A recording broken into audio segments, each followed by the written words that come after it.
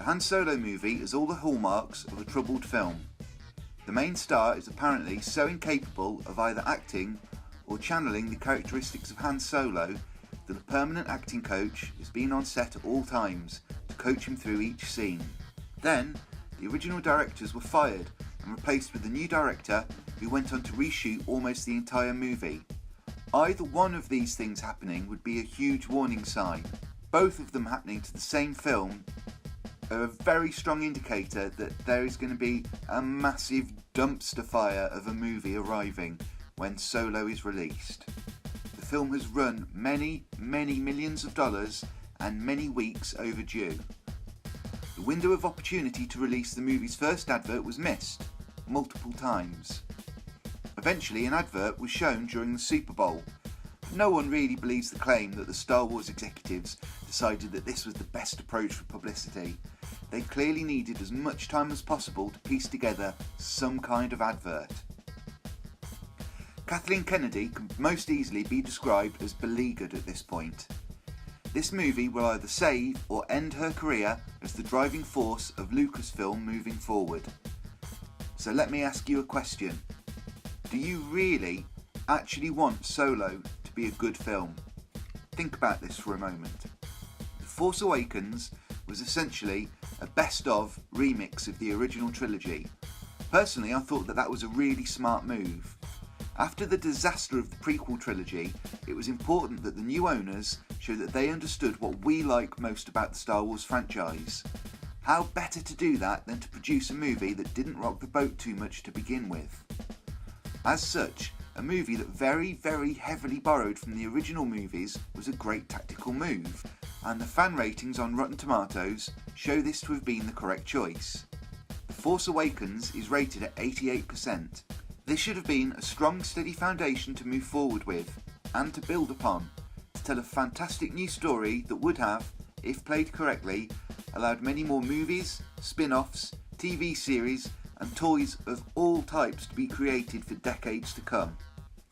But instead we've had the franchise hijacked to push an overt political message. We've had every male hero corrupted, diminished, ignored or killed, and the female characters propelled to the front and centre. We've had a movie in The Last Jedi that is so full of plot holes that it's almost impossible to fully describe any one plot hole without uncovering more and more plot holes until the entire story spins out of control and crashes and burns. The Last Jedi has garnered very negative reviews from fans, becoming the lowest rated Star Wars movie of all time. Solo is on track to be a dumpster fire of a movie too, due to the aforementioned problems. So let me ask you, if we knew that Solo being another flop would force Kathleen Kennedy to be fired or replaced, and that would usher in a new creative direction for the franchise going forward, then isn't it actually better for Solo to fail? After all, would you rather Solo became a failure and was the final nail in the coffin of the careers of Kathleen Kennedy and her SJW cronies and hangers-on?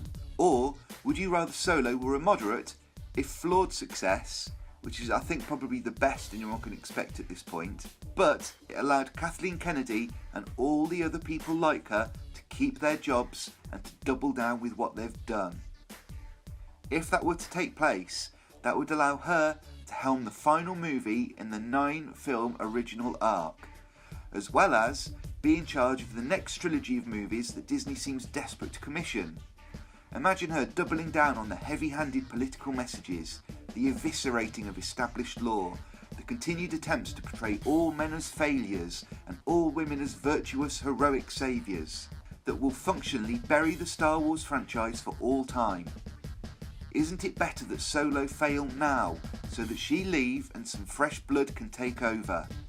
Is it really better to stay with the devil you know? Would you rather have a decade of failed films with the occasional acceptable movie spread out amongst them, or is it better to have one last failure now, followed by a huge upheaval in the senior leadership at Lucasfilm? Let me know below what you think. Thank you for watching, and please like or subscribe. It really helps us out a great deal.